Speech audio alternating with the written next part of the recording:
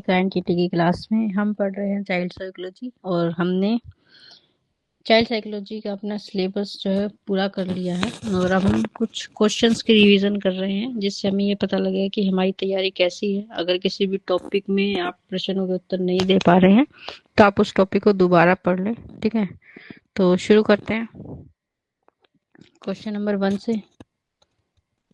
मानसिक स्वास्थ्य का अर्थ क्या होता है? तो हमने स्वास्थ्य के बारे में ही पढ़ा था, मानसिक स्वास्थ्य के बारे में ही पढ़ा था। ठीक है, याद होगा आप लोगों को, ऐसी उम्मीद हम करते हैं। ठीक है, तो मानसिक स्वास्थ्य का क्या अर्थ होता है? मानसिक रोग की उपस्थिति, संतुलित व्यवहार वाला व्यक्ति, संतुलित असंतुलित व्यवहार या फिर उदासीनता। तो हम कहेंगे मानसिक व्यक्तित्व या फिर मानसिक स्वास्थ्य किसे कहते हैं? जब कोई व्यक्ति अपने व्यवहार को कैसा रख पाता है, संतुलित रख पाता है, मतलब कि परिस्थिति चाहे कैसी भी हो, ठीक है, अच्छी हो बुरी हो, उसमें वो अपने मानसिक संतुलन को अगर बनाए रखता है तो हम कहते हैं कि उसका मानसिक संतुलन जो है वो बेहतर है। इसी को हम संतुलित व्यवहार की श्रेणी में रखते हैं। क्वेश्चन नंबर 2, कुप्पू स्वामी के अनुसार मानसिक स्वास्थ्य का क्या अर्थ है? ठीक है, तो मानसिक रोग की अनुपस्थिति नहीं, मानसिक रोग की उपस्थिति, दैनिक जीवन में असफलता या दैनिक जीवन में उदासीनता। तो कुप्पू स्वामी के अनुसार मानसिक रोग की अनुपस्थिति को हम क्या कहते हैं? मानसिक रूप से स्वस्थ व्यक्ति की श्रेणी में रखते हैं। लाडेल के अनुसार मानसिक स्वास्थ्य की परिभाषा क्या है? व्यक्ति की असंतुलित क्रियाशीलता, संपूर्ण व्यक्ति की पूर्ण एवं संतुलित क्रियाशीलता, व्यक्ति की उदासीनता या व्यक्ति की असफलता। तो हम कहेंगे कि लाडेल के अनुसार मानसिक स्वास्थ्य की परिभाषा हमें ये बताती है कि पूर्ण एवं संतुलित क्रियाशीलता के बारे में। क्वेश्चन नंबर 4, स्वास्थ्य मानसिक स्वास्थ्य स्वस्थ मानसिक स्वास्थ्य का क्या लक्षण है? मतलब एक व्यक्ति मानसिक रूप से पूरी तरह से स्वस्थ है, ये हमें कैसे पता लगेगा? अपने व्यवसाय में असंतोष के कारण, अपने व्यवसाय में अधिक संतोष के कारण, अपने जीवन में कठिनाइयों को सहन न कर पाना या वातावरण में असमायोजन। तो हम कहेंगे कि जब कोई व्यक्ति अपने व्यवसाय से बिल्कुल संतुष्ट होता है तो वो मानसिक रूप से क्या रहता है? हमेशा संतुष्ट रहता है, मानसिक रूप से स्वस्थ रहता है, उसे किसी प्रकार की टेंशन, तनाव, चिंता नहीं होती। अपने जीवन में वो दूसरी चीजों के बारे में ऐसे विचार नहीं करता है कि अगर मैंने ऐसा डिसीजन लिया होता तो शायद ऐसा होता, या फिर ये क्षेत्र मेरा नहीं है। अगर ऐसे विचार आपके मन में आ रहे हैं तो आप कह सकते हैं कि वो मानसिक रूप से क्या पीड़ित है। बीमार होने की बात नहीं होती, लेकिन तनाव है, स्ट्रेस है, उसे भी हम मानसिक अस्वस्थता को दर्शाते हैं। फिर क्वेश्चन नंबर 5, मानसिक रूप से स्वस्थ व्यक्ति क्या करता है? वातावरण के साथ असमायोजन करता है, वातावरण से भली भांति समायोजन करता है, या संवेदों पर नियंत्रण, अपने संवेगों पर नियंत्रण नहीं रखता है, उदासीन रहता है। उदासीन का मतलब होता है कि ऐसा व्यक्ति जो ना सुखी है ना दुखी है, ऐसा उसका व्यवहार है, तो वो उदासीन कहलाता है। तो हम कहेंगे मानसिक रूप से स्वस्थ व्यक्ति को हम क्या कहेंगे कि वातावरण से वो भले भांति क्या कर पाता है? समायोजन की परिस्थिति चाहे कैसी भी हो उनके साथ वो क्या कर लेता है? एक संतुलन बना लेता है, बदलाव ले आता है, परिवर्तन ले आता है। इसी को हम क्या बोलते हैं? मानसिक रूप से स्वस्थ व्यक्ति की श्रेणी में रखते हैं। फिर हम मानसिक स्वास्थ्य के लिए क्या आवश्यक है? केवल शिक्षा आवश्यक है? केवल धन आवश्यक है? संतुलित जीवन शैली और सकारात्मक दृष्टिकोण आवश्यक है, या केवल परिवार का समर्थन आवश्यक है? तो जब हम बात करते हैं किसकी, मानसिक स्वास्थ्य के लिए सबसे ज्यादा महत्वपूर्ण क्या है, तो आप कहेंगे कि संतुलित जीवन शैली और एक सकारात्मक दृष्टिकोण। सकारात्मक का मतलब क्या होता है? कि हमेशा अच्छे विचार आपके मन में रहें। ठीक है, परिस्थिति चाहे कितने भी हो, अच्छे विचार आपके मन में हो, ये कि परिस्थितियों को या तो आप ठीक कर लेंगे या एक समय के बाद ये बदल जाएंगी, परिवर्तित हो जाएंगी। ठीक है, इसी को हम क्या बोलते हैं? एक सकारात्मक दृष्टिकोण, जिससे आप क्या कहते हैं? पॉजिटिव सोच। ठीक है, कहते हैं ना हमेशा अच्छा पॉजिटिव सोचना चाहिए, ये उसी को दर्शाता है। फिर हम मानसिक स्वास्थ्य को प्रभावित करने वाले कारक क्या हैं? कि आपकी मानसिक स्थिति को, आपके मानसिक व्यवहार को सबसे ज्यादा क्या प्रभावित करता है? केवल आपके अनुवांशिक कारण। ठीक है, अनुवांशिक कारण होते हैं आपके माता पिता से मिले हुए आपके गुण। दूसरा, केवल पर्यावरण के कारण, केवल अनुवांशिक, पर्यावरण और सामाजिक तीनों कारण, या फिर केवल आर्थिक कारक। तो हम कहेंगे मानसिक स्वास्थ्य को प्रभावित करने वाले कारक अनुवांशिक भी हो सकते हैं, ठीक है, पर्यावरण वाले भी हो सकते हैं और सामाजिक भी हो सकते हैं, ठीक है। तो अनुवांशिक स्तर पर जैसे कि मान लीजिए कि माता पिता को कोई मानसिक बीमारी या कोई मानसिक रोग है, या फिर कोई रोग कैसा होता है जो अनुवांशिक होता है, मतलब कि ऐसा रोग जो माता पिता को था और वो उनके कारण किसको हो गया, बच्चे हो गया, तो उसे अनुवांशिक रोग कहते हैं। तो अगर ऐसा कोई रोग आपको होता है तो आपका मानसिक स्वास्थ्य उससे प्रभावित हो गया। पर्यावरण के कारण कोई रोग आपको हो गया, ठीक है, उससे आपका शरीर जो है वो प्रभावित हो गया बहुत ज्यादा, ठीक है। और कोई सामाजिक कारण, कि समाज में अगर आपको लगता है कि आपकी स्थिति अच्छी नहीं है, समाज के साथ आपके अच्छे व्यवहार नहीं है, तो उस कारण से भी क्या होता है कि मानसिक स्थिति बहुत ज्यादा प्रभावित होती है। तो इन तीनों कारणों से क्या है, आपके मानसिक स्वास्थ्य पर प्रभाव आपको देखने को मिलता है।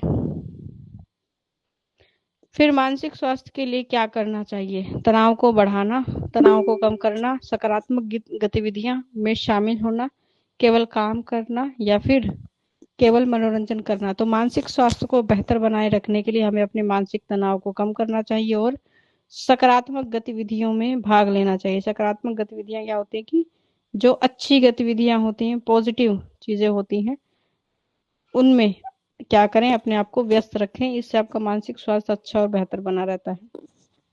क्वेश्चन नंबर 9, मानसिक स्वास्थ्य के बारे में क्या सच है?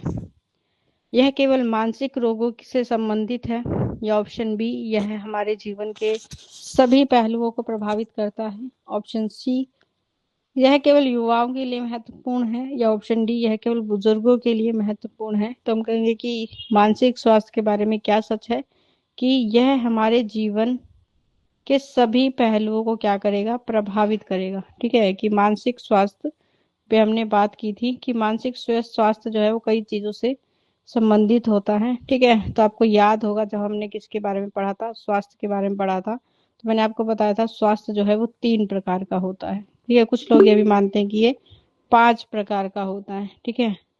तो 3 प्रकार में क्या आता है, एक तो आपका शारीरिक स्वास्थ्य की हम बात कर रहे हैं, एक आपके मानसिक स्वास्थ्य की हम बात कर रहे हैं, तीसरी हम बात करते हैं किसकी, आपके सामाजिक स्वास्थ्य के बारे में, ठीक है। और जब 5 प्रकार के स्वास्थ्य की बात करें तो हम कहेंगे कि इसमें क्या होता है, एक तो हमारा संवेगात्मक स्वास्थ्य होता है, ठीक है, यानी आप इसे कह सकते हैं भावनात्मक, जो आपके संवेगों और भावनाओं से, और दूसरा होता है हमारे धार्मिक स्वास्थ्य से संबंधित, ठीक है। तो अगर धर्म पर किसी प्रकार का प्रभाव पड़ता है तो आपके मानसिक मस्तिष्क पर भी प्रभाव पड़ता है, ठीक है। तो इसमें हमने पढ़ा था कि जो शरीर पर, मतलब अगर आप शारीरिक रूप से पीड़ित हैं तो आपका मस्तिष्क इससे प्रभावित होगा। अगर समाज में किसी प्रकार की समस्या है, या आपके जीवन में समाज के आधार पर कोई समस्या है, तो भी मानसिक तनाव होता है। अन्य पर्यावरण के किसी भी चीज के कारण अगर आप मानसिक रूप से प्रभावित है तो ये आपके शरीर और आपके समाज दोनों को प्रभावित कर सकता है। तो इसलिए हम कहेंगे कि ये हमारे जीवन के हर एक पहलू को क्या करता है, प्रभावित करता है। मानसिक स्वास्थ्य के लिए सबसे ज्यादा महत्वपूर्ण क्या है? दूसरों की मदद करना, ऑप्शन बी, अपने आप की देखभाल करना, केवल अपने काम पर ध्यान देना, या केवल अपने परिवार पर ध्यान देना। तो मानसिक स्वास्थ्य के लिए आवश्यक है कि हम अपने आप का क्या करें, ध्यान रखें, अपने आप को मानसिक तनाव या ऐसे लोगों से दूर रखें जो हमें मानसिक रूप से क्या करते हैं, परेशान करते हैं। फिर सोने के कमरे में क्या होना चाहिए, ठीक है। तो अच्छी नींद के लिए हमने पढ़ा था कि नींद जो है वो हमारे लिए बहुत इंपॉर्टेंट है। तो उसके लिए क्या होना चाहिए, सोने के कमरे में क्या होना चाहिए आपके अनुसार? शोरगुल होना चाहिए, शुद्ध वायु का आगमन होना चाहिए, ऑप्शन सी, अत्यधिक गर्मी होनी चाहिए, या फिर आपका जो बिस्तर है वो कैसा होना चाहिए, गंदा होना चाहिए। तो हम कहेंगे कि ऑप्शन बी, वायु का शुद्ध आगमन होना चाहिए, ये हमारी नींद के लिए क्या है, अच्छा होता है। अच्छे स्वास्थ्य के लिए क्या जरूरी है? कम नींद, गहरी नींद, बिल्कुल सोना नहीं चाहिए, या दिन में सोना चाहिए। तो हम कहेंगे अच्छे स्वास्थ्य के लिए गहरी नींद का होना आवश्यक है, ऑप्शन बी।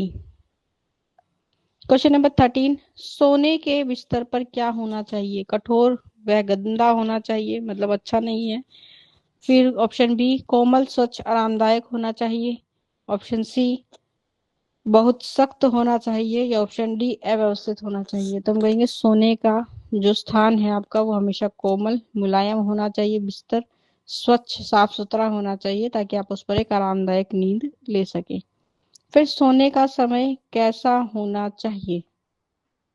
नियमित होना चाहिए, कभी भी सो सकते हैं, या अनियमित होना चाहिए, या बिल्कुल भी नहीं सोना चाहिए। तो हम कहेंगे सोने का समय हमेशा फिक्स होना चाहिए, नियमित होना चाहिए, कि आप हमेशा अपने समय पर सोएं और समय पर उठें, ये हमारे शरीर के लिए बेहतर होता है। फिर सोने के कमरे का टेम्परेचर या तापमान कितना होना चाहिए? ठीक है, तो हमने बात की थी कि जहां भी आप सोते हैं उस कमरे का जो तापमान है वो कितना होना चाहिए, 50 डिग्री, 70 डिग्री, 60 डिग्री, या फिर 80 डिग्री। तो हम कहेंगे कि सोने के कमरे का जो तापमान है ना बहुत ज्यादा गर्म ना बहुत ज्यादा ठंडा होना चाहिए। ठीक है, तो हम कहेंगे कि कितना होना चाहिए?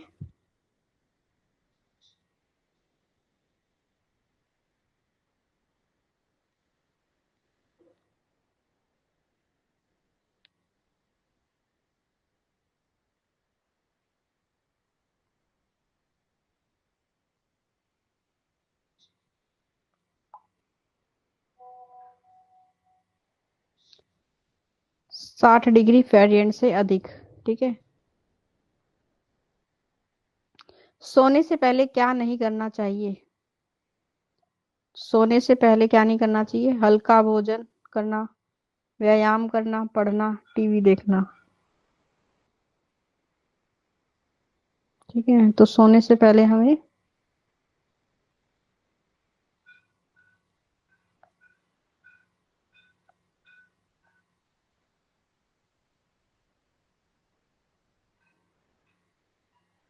व्यायाम नहीं करना चाहिए। ठीक है, क्वेश्चन नंबर 17, सोने के लिए सबसे अच्छा समय कौन सा होता है? ठीक है, तो वैसे आप अपने अनुसार निर्धारित कर सकते हैं, लेकिन जो हमारी किताब में है ठीक है उसके अनुसार सोने का जो समय है वो शाम 8 बजे से होना चाहिए। ठीक है, 10 बजे ही बहुत लेट हो जाता है। 8 से 9 बजे के बीच में व्यक्ति को सो लेना चाहिए ताकि वो सुबह जल्दी भी उठे और कम से कम 7 7 घंटे की नींद जो है वो आपकी पूरी हो सके। फिर सोने के कमरे में क्या नहीं होना चाहिए? शुद्ध वायु, शोरगुल, आरामदायक बिस्तर, या गंदा बिस्तर। तो हम कहेंगे कि सोने के कमरे में क्या नहीं होना चाहिए? शोरगुल नहीं होना चाहिए, इससे आपकी नींद खराब होती है, गहरी नींद टूट जाती है, फिर आपको नींद नहीं आती। तो शोर बिल्कुल भी वहां पर नहीं होना चाहिए। नींद की कमी के कारण क्या हो सकता है? ताजगी, थकान, खुशी, या आपको ऊर्जा प्राप्त होगी। तो नींद की कमी से हर व्यक्ति को थका हुआ महसूस होता है, थकान, हमेशा स्ट्रेस जो है बना रहता है। ठीक है, काम में रुचि नहीं लेता, इससे आलस से जो है वो बढ़ता है। फिर है सोने से पहले क्या करना चाहिए? व्यायाम करना चाहिए, पढ़ना चाहिए, टीवी देखना चाहिए, या आराम करना चाहिए। तो सोने से पहले आप क्या कर सकते हैं?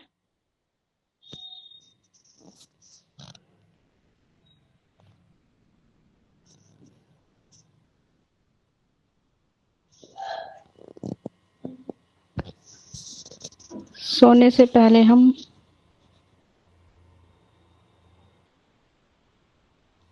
1 मिनट।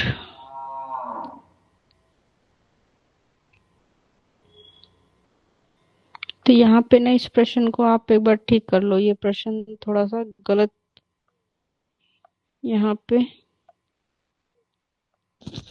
कि सोने से पहले हमें कैसा भोजन करना चाहिए। ठीक है,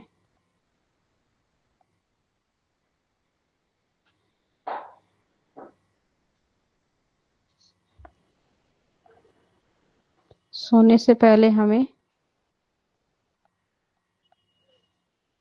कैसा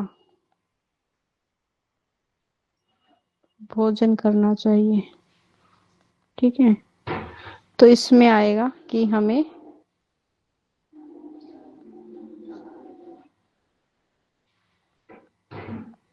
उत्तर हम इसके अनुसार अपने ऑप्शन के अनुसार बदल सकते हैं कि सोने से पहले हमें क्या करना चाहिए। हल्का भोजन जो है हम कर सकते हैं, क्योंकि अगर हम इनमें से किसी आप ऑप्शन का चयन करते हैं, जैसे कि क्या नहीं करना चाहिए। तो देखिए, पढ़ सकते हैं, कोई सामान्य सी बात है, टीवी भी देख सकते हैं और हल्का फुल्का व्यायाम कर सकते हैं, जैसे बेटर नींद को, डाइजेशन को इम्प्रूव करने के लिए छोटे छोटे योगा आसन है जो नॉर्मली आप अपने रूम में बैठ के कर सकते हैं, तो वो व्यायाम से संबंधित ही है। तो इसलिए हम किसी भी एक ऑप्शन को अगर चुनेंगे तो ऑप्शन हमारे लगभग सभी ठीक है, ऐसा कुछ गलत इसमें है नहीं। तो इसलिए हम किसके साथ जाएंगे कि हमें अपने प्रश्न को थोड़ा सा बदलना है, और ऑप्शन के अनुसार अगर हमारे पास अदर कोई ऑप्शन होता तो शायद हमारा प्रश्न ठीक होता। तो हल्का भोजन करना, हम क्या कर सकते हैं, सोने से पहले हमें भोजन हल्का करना चाहिए, ठीक है। और ये हमारी जो चैप्टर है उसमें भी ये बात हमें बताई हुई है। तो इसके अनुसार जब हमारे अगले प्रश्न को देखेंगे कि सोने से पहले हमें क्या करना चाहिए, तो हम इसमें कह सकते हैं कि हमें थोड़ा सा व्यायाम कर लेना चाहिए, ठीक है। ये आपकी नींद को बेटर बनाने के लिए होता है, ठीक है। पढ़ना एक नॉर्मल है कि बहुत सारे जिनको हो सकती है बुक रीडिंग की आदत है वो बुक रीड कर सकते हैं, ठीक है। टीवी भी देख सकते हैं, ठीक है, नॉर्मल है ये, वो भी हमारी रुचि पर निर्भर है। आराम तो आपको सोने से वैसे ही मिलना वाला है, तो उससे पहले आराम करने की ऐसी कोई खास आवश्यकता नहीं है। तो जो ऑप्शन है हमारे पास एमसीक्यू, मतलब जब भी हम ऑप्शन टाइप क्वेश्चन को देखते हैं, आप हमेशा ये बात याद रखिए कि आपके प्रश्न के अनुसार कौन सा ऑप्शन सही ठीक है।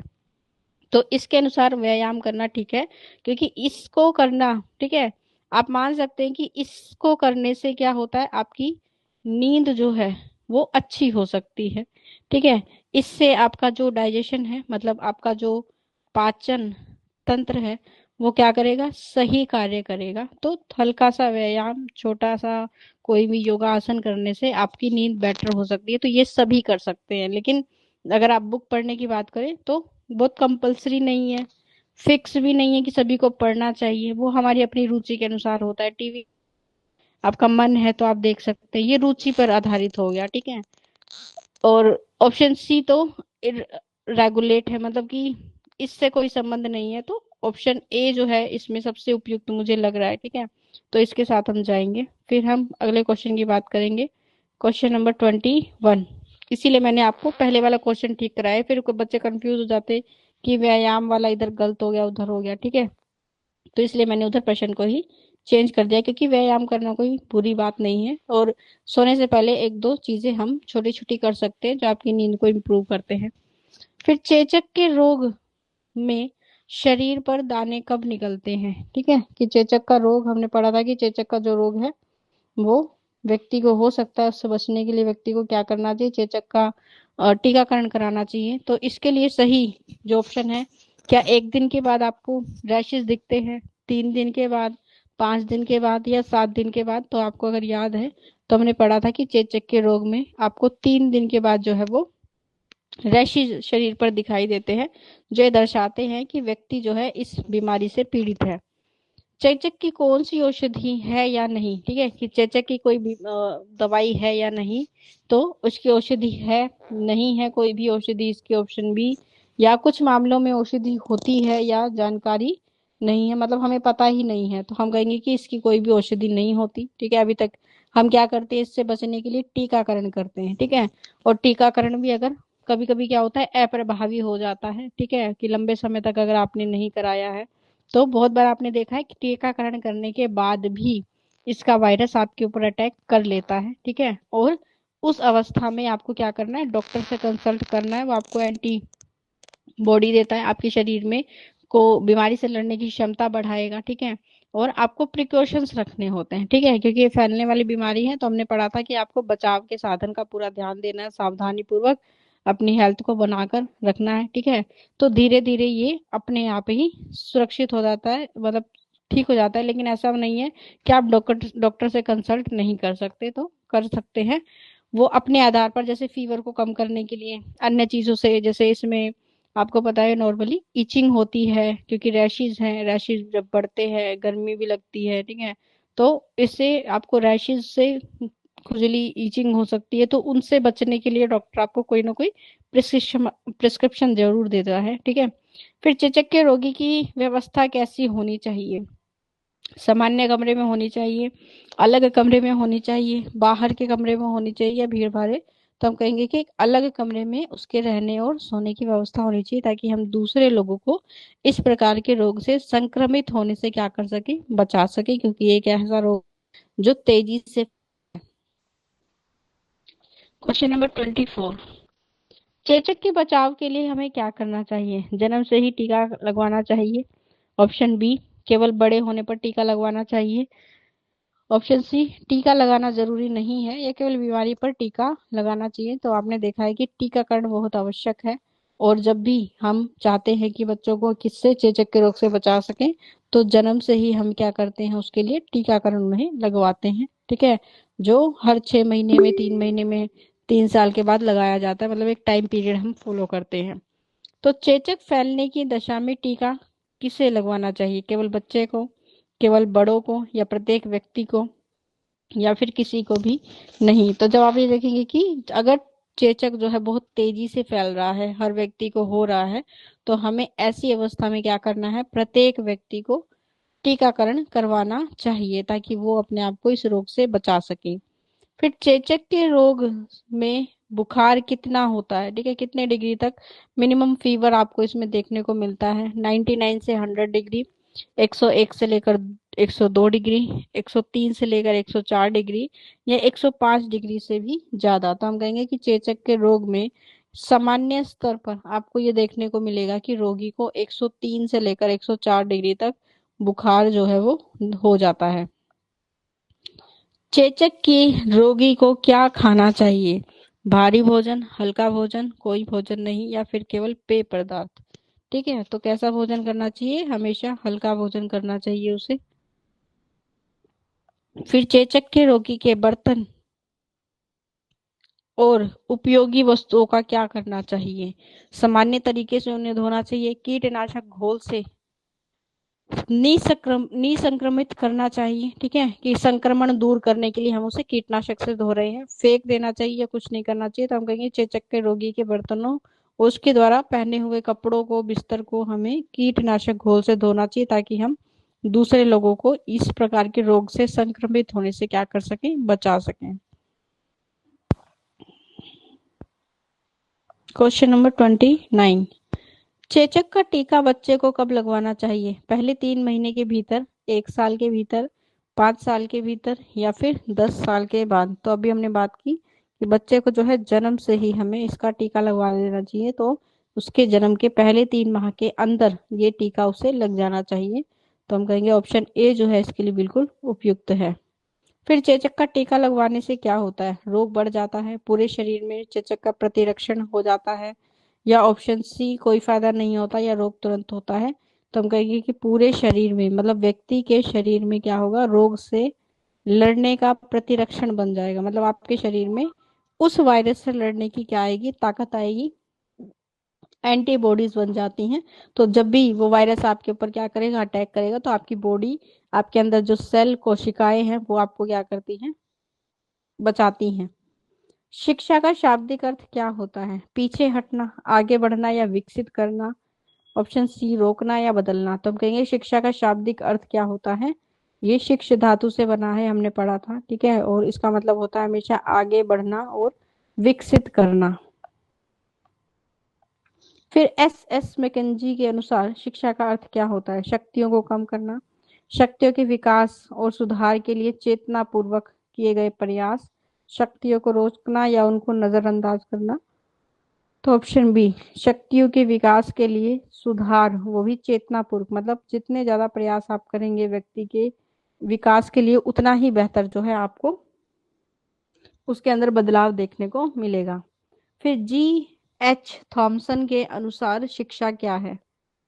G.H. थॉमसन के अनुसार शिक्षा एक अनियमित वातावरण है, एक विशेष प्रकार का वातावरण है जो बालक के चिंतन, दृष्टिकोण और व्यवहार पर प्रभाव डालता है, या फिर ऑप्शन सी, एक कठोर वातावरण है, या फिर ऑप्शन डी, एक अप्रभावी वातावरण है? तो हम कहेंगे कि ऑप्शन बी, ये एक विशेष प्रकार का वातावरण है। ठीक है, शिक्षा जहां पर हम बच्चे को उसकी सोचने विचारने की शक्ति पर प्रभाव डालते हैं, उसके दृष्टिकोण को बदलने की कोशिश करते हैं, उसके अंदर अच्छे व्यवहार को परिवर्तित करने की कोशिश करते हैं। ठीक है, तो वो बातें सीखे जो समाज के लिए उपयोगी हो, उसके लिए उपयोगी है, अच्छे आदतों का हम क्या करते हैं, उसमें निर्माण करते हैं।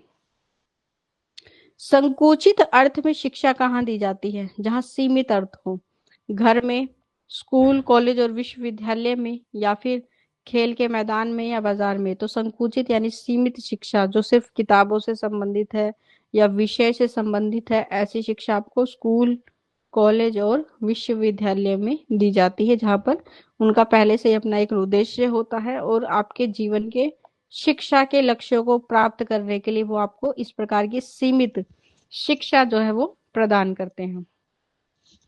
शिक्षा और निर्देशन में क्या अंतर होता है? शिक्षा एक व्यापक चीज है, निर्देशन संकुचित होता है। शिक्षा संकुचित होती है, निर्देशन व्यापक होता है। दोनों समान होते हैं, दोनों का कोई संबंध नहीं होता। तो हम कहेंगे ऑप्शन ए जो है बिल्कुल सही है। आपने, अगर आपको याद होगा तो हमने पढ़ा था कि शिक्षा कैसी होती है, शिक्षा व्यापक होती है। मतलब शिक्षा में हम कहेंगे कि हम क्या करते हैं, सभी चीजों को सम्मिलित करते हैं। सभी कहेंगे आप, शिक्षा के सभी स्वरूपों को हम क्या करते हैं, इसमें शामिल करते हैं। जबकि हमने बात की थी कि निर्देशन, निर्देशन यानी कि किसी को गाइडेंस देने की बात हो रही है। तो निर्देशन देने का क्या होता है कि ये कैसी होती है, ये शिक्षा में किसी विषय पर आधारित हो सकती है। ठीक है, और ये कहाँ पर दी जाती है, मतलब जिस जगह आवश्यकता है वहां पर।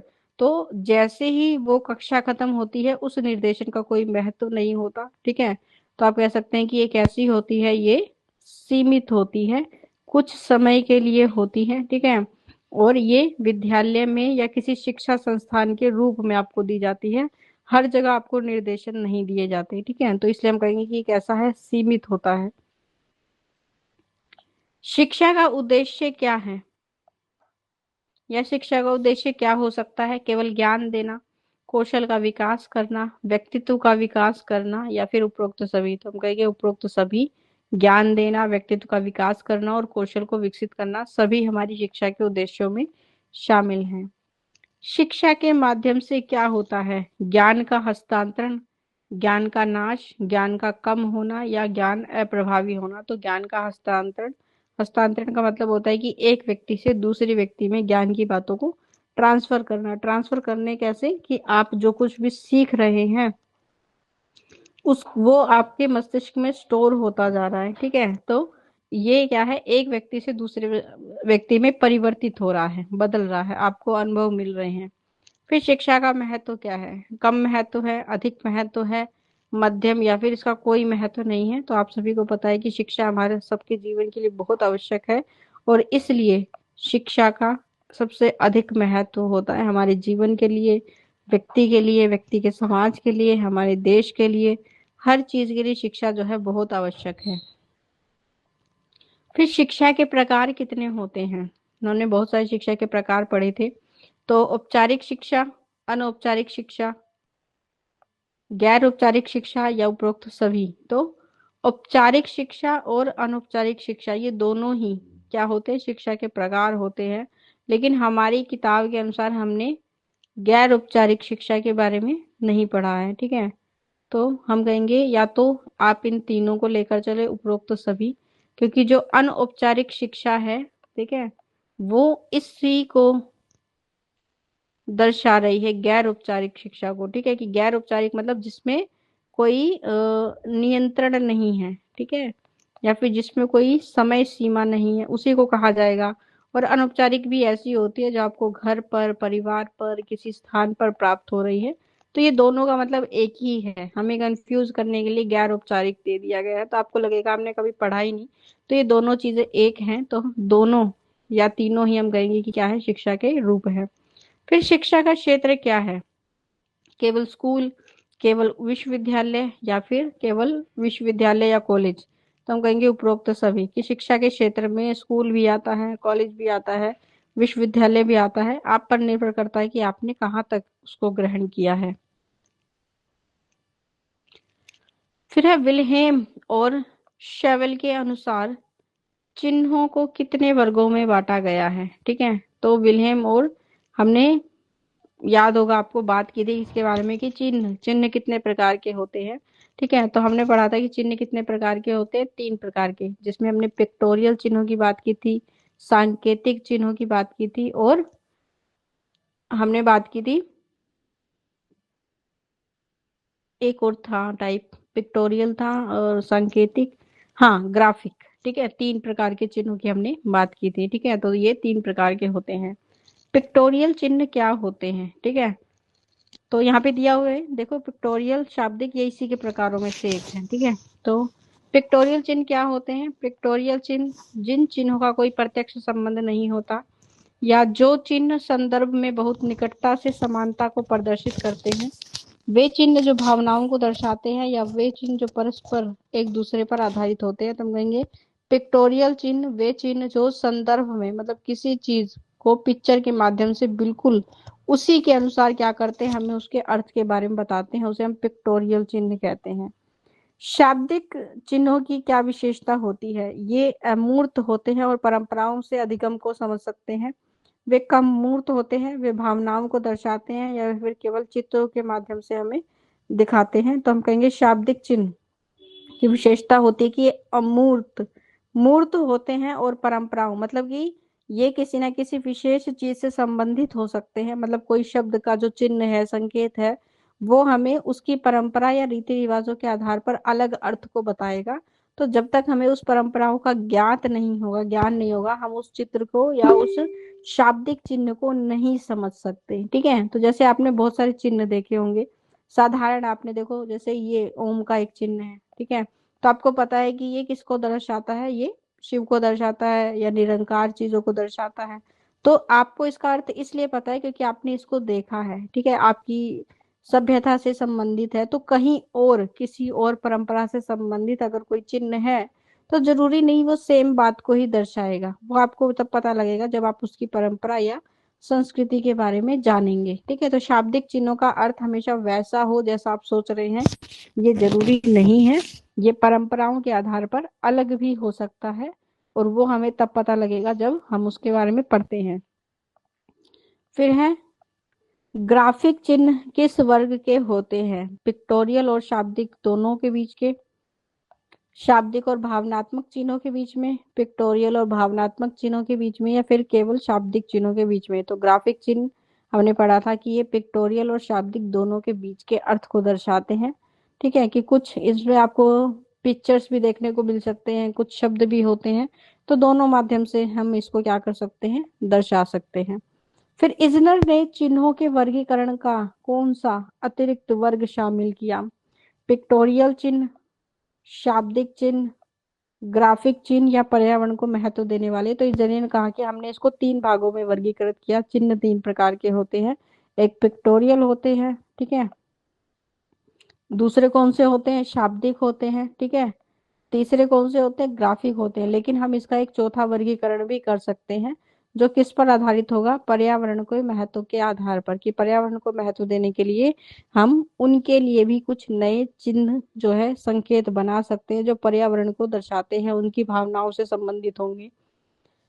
फिर चिन्हों को समझने के लिए क्या मुख्य भूमिका निभाता है? संस्कृति भिन्नताएं, भाषाई भिन्नताएं, या फिर आर्थिक भिन्नताएं, सामाजिक भिन्नताएं? तो चिन्हों को समझने में सबसे ज्यादा महत्वपूर्ण क्या है? संस्कृति की भिन्नता, के संस्कृति के आधार पर जो चिन्ह है उनका अर्थ अलग हो सकता है। ठीक है, उनको बनाने का तरीका अलग हो सकता है, उनको समझने का अर्थ अलग हो सकता है। फिर चिन्हों का प्रयोग डिजाइन में कैसे किया जाता है? केवल चित्रों में, केवल ग्राफिक्स में, विभिन्न माध्यमों में, केवल सांस्कृतिक भिन्नताओं को ध्यान में रखते हुए, या फिर केवल विज्ञापनों में? तो हमने पढ़ा था कि डिजाइन, जब भी हम किसी चीज का डिजाइन तैयार करते हैं, तो उसमें हम किस चीज का ध्यान रखते हैं? विभिन्न माध्यम, संस्कृति विभिन्नताओं को ध्यान में रखकर। ठीक है, तो जैसे कोई भी चीज आपने देखा, जैसे कि कोई भी प्रोडक्ट की बात करें आप, ठीक है, चाहे कोई खाने की चीज हो या फिर कोई ऐसी, तो आप देखेंगे कि उसमें क्या होता है कि अलग अलग संस्कृति, मतलब हर वर्ग के लोग उसे क्या कर सके, समझ सके, या हर संस्कृति के लोग जो है उसका लाभ ले सके। तो उसमें अलग अलग तरह की चीजों को हम क्या करते हैं, शामिल करते हैं, तो चिन्हों का प्रयोग किसके आधार पर होता है? विभिन्न अलग अलग माध्यमों के आधार पर, जिसमें हमने पढ़ा था कि जब आप किसी रेलवे स्टेशन पर या फिर किसी प्लेटफॉर्म पर जाते हैं या किसी एयरपोर्ट पर जाते हैं, तो वहां पर अलग अलग भाषाओं में बहुत सारी बातें जो है लिखी होती है। वो इसलिए था कि अलग अलग संस्कृति से लोग जो है वहां पर आते हैं, कर रहे हैं, और हम सभी को जो है सामान्य जानकारी दे सके, सामान्य दिशाओं का निर्देश दे सके, इसलिए अलग अलग भाषा में क्या होता है, वो बातें लिखी हुई होती हैं। फिर पिक्टोरियल चिन्हों का मुख्य उद्देश्य क्या होता है? भावनाओं को व्यक्त करना, जानकारी देना, समानता दिखाना या आकर्षण बढ़ाना। तो पिक्टोरियल चिन्हों का मतलब क्या होता है कि वो आपको क्या देना चाहते हैं? जानकारी देना चाहते हैं, ठीक है। तो उसको देखकर आपको समझ में आ जाता है, ठीक है। तो आपने देखा है जैसे मेन वॉशरूम में पिक्चर्स लगी होती है मेल और फीमेल की, जिसको देखकर हमें पता लग जाता है कि मेल का वॉशरूम अलग है, फीमेल का अलग है, कौन सा है, ठीक है। और जैसे वहां पर इंग्लिश में अगर लिखा है तो कुछ लोगों को नहीं समझ में आएगा, लेकिन चित्र अगर लगा हुआ है तो उस चित्र को देखकर हम समझ सकते हैं, ठीक है। फिर शाब्दिक चिन्हों का उपयोग कब किया जाता है?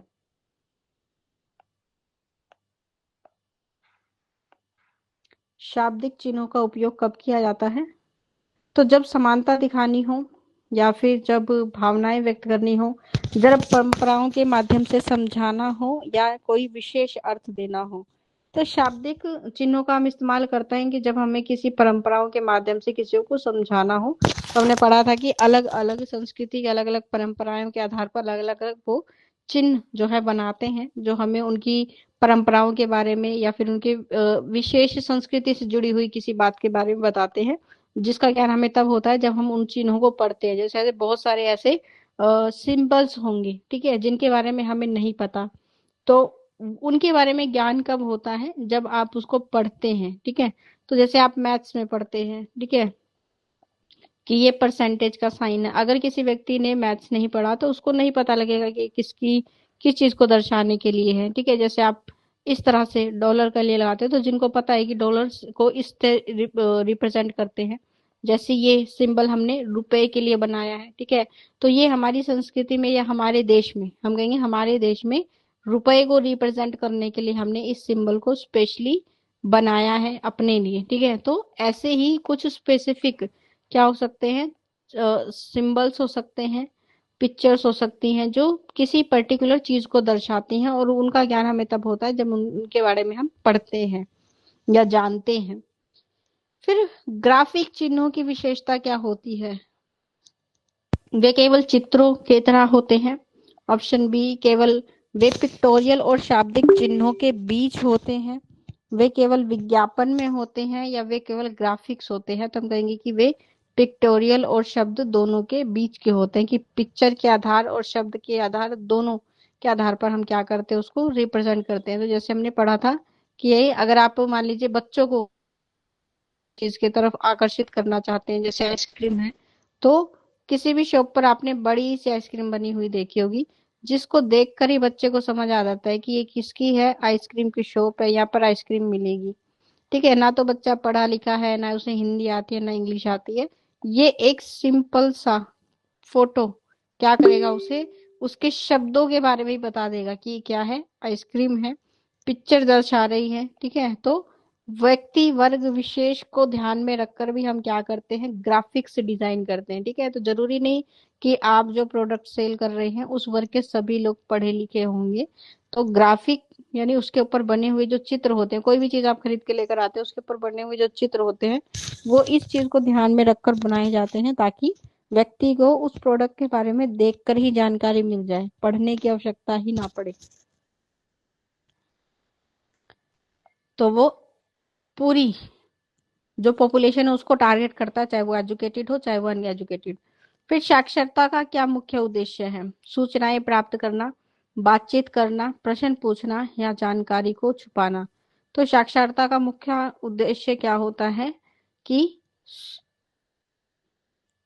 सूचनाएं प्राप्त करना, ठीक है। साक्षात्कार के बारे में हमने पढ़ा था, इंटरव्यू जिसे हम कहते हैं, कि एक व्यक्ति दो व्यक्ति आमने सामने बैठकर एक दूसरे से क्या कर रहे हैं, प्रश्न पूछ रहे हैं, या फिर एक व्यक्ति आपसे प्रश्न पूछ रहा है, तो वो क्या लेना चाहता है आपसे? सूचना, जानकारी लेना चाहते हैं किसी पर्टिकुलर घटना के बारे में, किसी पर्टिकुलर विशेष चीज के बारे में, तो उसे हम साक्षात्कार कहते हैं। फिर साक्षात्कार किस प्रकार की प्रक्रिया है? एक तरफा है, सामाजिक है, व्यक्तिगत है, या फिर लिखित है? तो एक तरह की सामाजिक प्रक्रिया है। सामाजिक क्यों है? क्योंकि एक से अधिक व्यक्ति का होना इसमें आवश्यक है, तभी साक्षात्कार संभव है। ठीक है, तो ये हम सामाजिक प्रक्रिया मानेंगे। फिर मोजर ने 1958 के अनुसार साक्षात्कार में क्या सम्मिलित होता है? मोजर के अनुसार, ठीक है, तो केवल प्रश्न पूछना, साक्षात्कारकर्ता और सूचनादाता की पारस्परिक क्रियाएं, केवल उत्तर देना, या केवल लिखित जानकारी लेना। तो मोजर के अनुसार 1958 के अनुसार उन्होंने कहा था कि साक्षात्कार में हम क्या करते हैं, साक्षात्कारकर्ता और सूचनादाता दोनों ही जो है इसके लिए जरूरी होते हैं। मतलब साक्षात्कारकर्ता वो व्यक्ति है जो प्रश्न पूछेगा, सूचनादाता वो व्यक्ति है जो हमें जानकारी देगा। ठीक है, तो दोनों ही क्या है इसमें सम्मिलित होते हैं। साक्षात्कार को कितने प्रकार में रखा जा सकता है? मतलब साक्षात्कार कितने प्रकार का हो सकता है? ठीक है, तो हमने पढ़ा था साक्षात्कार अलग अलग तरीके का हो सकता है। ठीक है, जिसमें हमने पढ़ा था कि ये दो प्रकार का हो सकता है। एक तो सचरित हमने पढ़ा था, और एक अचरित। ठीक है, जिसमें हमने पढ़ा था कि कैसा हो सकता है, स्वतंत्र भी हो सकता है। ठीक है, और ये कैसा हो सकता है, ये प्रतिबंधित और सीमित भी हो सकता है। जब आप एक प्रश्नों की सूची बनाते हैं, ठीक है, और निरंतर उनको पढ़ रहे हैं, उन निरंतर मतलब एक सीक्वेंस में जब आप प्रश्न पूछ रहे हैं, ठीक है, तब हम उसको बोलते हैं संचरित। ठीक है, और जब आप स्वतंत्र रूप से कोई भी प्रश्न पूछ रहे हैं तो उसको हम अचरित बोलते हैं। याद होगा आपको, हमने पढ़ा था इस विषय के बारे में। फिर सचरित साक्षात्कार में क्या होता है? प्रश्नों का क्रम और संख्या बदले जाते हैं। ठीक है, ऑप्शन बी, प्रश्नों का क्रम और संख्या नहीं बदले जाते हैं, कोई प्रश्न नहीं होते, या केवल मुक्त प्रश्न होते हैं। तो जहां तक मुझे याद है, ठीक है, सचरित में क्या होता है, प्रश्नों का क्रम और संख्या बदले नहीं जाते, एक क्रम में चलते हैं। अनौपचारिक साक्षात्कार की क्या विशेषता होती है? अनौपचारिक साक्षात्कार क्या होता है? जिसमें आपका कोई उद्देश्य नहीं होता है। ठीक है, तो यह प्रश्न पहले से तय होते हैं, या फिर प्रश्न मुक्त होते हैं, प्रश्न नहीं होते, या केवल लिखित होते हैं। तो हम कहेंगे प्रश्न मुक्त। तो जब आप सामान्य रूप से मान लीजिए कहीं जा रहे हैं, कोई व्यक्ति आपको मिल जाए, ठीक है, जैसे मान लीजिए आप ट्रेन में ट्रैवल कर रहे हैं, कोई व्यक्ति से आपकी बातचीत हो रही है, और व्यक्ति आपसे जो भी प्रश्न पूछ रहा है वो अनौपचारिक है, उसका कोई उद्देश्य नहीं है, वो सामान्य सी एक जानकारी जो है वो आपसे ले रहा है, या फिर सामान्य से समय व्यतीत करने के लिए आप वार्तालाप कर रहे हैं, तो उसे भी साक्षात्कार कहेंगे। लेकिन ये कैसा है, अनौपचारिक है। फिर प्रश्न नंबर 57, साक्षात्कार में घनिष्ठता क्यों आवश्यक है? घनिष्ठता का मतलब होता है दोनों के बीच में अच्छे संबंध क्यों जरूरी है? ताकि सूचनादाता डरे, ताकि सूचनादाता खुलकर बात करे, या फिर ताकि साक्षात्कारकर्ता जो है वो डर जाए, या फिर बात ना हो। तो हम कहेंगे कि ताकि हमारी जो सूचना है, जिससे हम सूचना ले रहे हैं, वो हमसे खुलकर बात करे, और सारी इंफॉर्मेशन जो है आपको सही अर्थों में प्राप्त हो। इसके लिए जरूरी है कि जो व्यक्ति प्रश्न कर रहा है और जो व्यक्ति क्या कर रहा है, उत्तर देगा, उनके बीच में अच्छे रिलेशन, अच्छे संबंध होने चाहिए। अच्छे संबंध का मतलब होता है कि एक व्यवहारिक बातचीत का मतलब, ठीक है, कि आप उसे पहले ही बता दें कि आपका इस बारे में जानकारी प्राप्त करने का उद्देश्य क्या है। ठीक है, उसे पहले से ही आप क्या कर सकते हैं, एक कंफर्टेबल जोन में रख सकते हैं, कि उसके द्वारा बताई हुई बातों को किसी के समक्ष रखा नहीं जाएगा, या फिर किसी को नहीं बताया जाएगा कि किसने बताया है। तो वो खुलकर आपको अपनी बातें जो है वो विस्तार से बताता है, और आपको वो जानकारी प्राप्त होती है जो आपको चाहिए।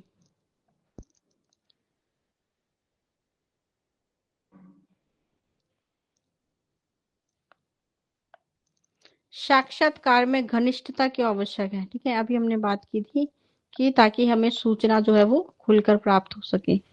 तो जो व्यक्ति हमें प्रश्नों के उत्तर दे रहा है, वो हमें सही बातें बताए। साक्षात्कारता, सफल साक्षात्कार के लिए साक्षात्कारकर्ता का क्या जानना जरूरी है? सूचनादाता के बारे में पूरी जानकारी, केवल प्रश्नों का केवल उत्तर, या कुछ नहीं? तो हम कहेंगे सूचनादाता के बारे में सही जानकारी और पूरी जानकारी आपके पास होनी चाहिए, कि व्यक्ति का क्या वास्तव में उस घटना से या उस व्यक्ति से कोई संबंध है जिससे हम सूचना लेना चाहते हैं या नहीं।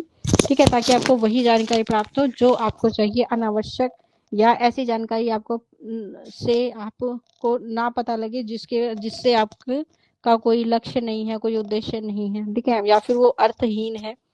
फिर साक्षात्कारकर्ता का स्थान कैसा होना चाहिए? सार्वजनिक होना चाहिए, एकांत होना चाहिए, भीड़ भाड़ वाला स्थान होना चाहिए या बाहर? तो हम कहेंगे कि ये स्थान कैसा होना चाहिए? एकांत का होना चाहिए, ताकि आपकी बातें, आपका जो जानकारी है उसे आप विस्तार पूर्वक ग्रहण कर सकें, ले सकें। फिर साक्षात्कारकर्ता को सूचनादाता के साथ कैसा व्यवहार करना चाहिए? पक्षपातपूर्ण, निष्पक्ष, दबावपूर्ण या कठोर? तो हम कहेंगे निष्पक्ष, किसी भेदभाव के बिना क्या करें आप? व्यक्ति से बातचीत करें, ठीक है, और सही जानकारी को एकत्रित करने का प्रयास करें। क्वेश्चन नंबर 61, अधिक सूचना ग्रहण करने के लिए क्या करना चाहिए? साक्षात्कार एक ही बार में कर लेना चाहिए, ठीक है, या साक्षात्कार कई बार करें, साक्षात्कार ना करें या लिखित में लें? तो अगर आपको जरूरत से ज्यादा, मतलब बहुत सारी इंफॉर्मेशन अगर आपको चाहिए, तो साक्षात्कार को छोटे छोटे पार्ट में करना चाहिए, ताकि कोई भी इंफॉर्मेशन जो इम्पोर्टेंट है आपकी जानकारी के लिए वो छूटे ना। क्योंकि एक बार में ज्यादा जानकारी एकत्रित करने से क्या होता है कि व्यक्ति भी मानसिक रूप से थोड़ा तनाव में अनुभव करेगा कि सभी जानकारी एक ही बार में लेनी है, तो क्या क्या पूछूं, क्या छोड़ दूं। और जब आप धीरे धीरे साक्षात्कार करेंगे कि थोड़ा थोड़ा आप जानकारी ले रहे हैं, तो आप हर एक बात के पक्ष को जो है वो जान पाएंगे। साक्षात्कार की शुद्धता बढ़ाने के लिए क्या आवश्यक है? साक्षात्कर्ता का पक्षपातपूर्ण होना, साक्षात्कर्ता का निष्पक्ष होना, साक्षात्कर्ता का दबाव डालना या साक्षात्कार न करना? तो साक्षात्कारकर्ता का पक्षपातपूर्ण होना, कि वो निष्पक्ष होकर क्या कर रहा है, प्रश्न पूछेगा, किसी चीज के दबाव में आकर या केवल अपने स्वार्थ के लिए प्रश्न नहीं पूछेगा, सही जानकारी को लेने के लिए प्रश्न पूछेगा। फिर कैनल और हैनले के अनुसार सफल साक्षात्कार की कितनी आवश्यकताएं हैं? एक आवश्यकता, दो आवश्यकताएं, या तीन आवश्यकताएं, या फिर चार आवश्यकताएं?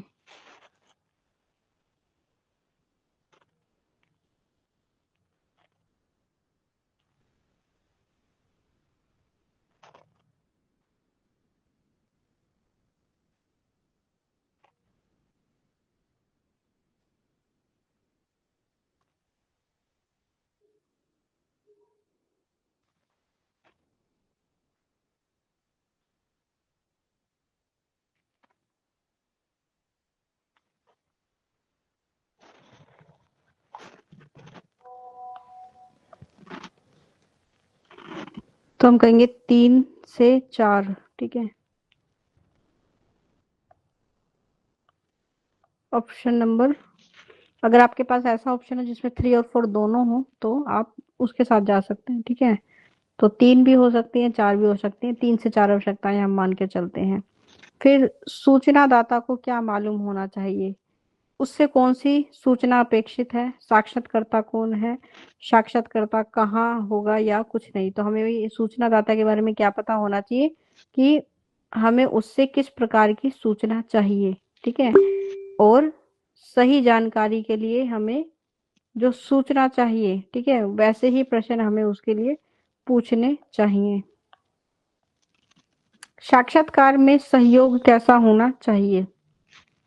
ठीक है, पारस्परिक, दबावपूर्ण, एक तरफा या फिर अनावश्यक? तो हम कहेंगे साक्षात्कार में कैसा? पारस्परिक, दोनों ही एक दूसरे को क्या करें, सहयोग करें, ताकि सही और उचित जानकारी हमें प्राप्त